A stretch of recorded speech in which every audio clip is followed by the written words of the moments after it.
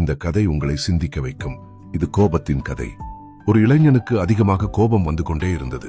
ஒரு நாள் அவன் அப்பா அவனிடம் சுத்தியலும் ஒரு பை நிறைய ஆணிகளையும் கொடுத்து இனிமேல் கோபம் வரும்போது எல்லாம் வீட்டின் பின் சுவரில் ஆணி அடிக்குமாறு கூறினார். முதல் நாள் 10 ஆணி, மறுநாள் 7, பின்பு 5, அதன் பின்னர் 2 என படிப்படியாக ஆணி அடத்தான். இப்படி ஆணி அடிக்க அடிக்க அவனது கோபம் கொஞ்சம் கொஞ்சமாக குறைந்தது. கடைசி நாட்களில் ஒரு ஆணி வீதம் அடித்தான். பின்னர் தன் அப்பாவிடம், அப்பா, நான் மொத்தமாக 45 ஆணிகள் அடித்து உள்ளேன், இனி எனக்கு கோபமே வராது என அவன் அப்பாவிடம் கூறினான். நல்லது, இனிமேல் கோபம் வராத நாளில் ஒவ்வொரு ஆணியாக பிடுங்கிவிடு என்றார். 45 நாளில் அடித்த ஆணிகள் ஒவ்வொன்றாக பிடுங்கப்பட்டு விட்டன. அவன் பெருமையுடன் அப்பாவை அழைத்து காட்டினான்.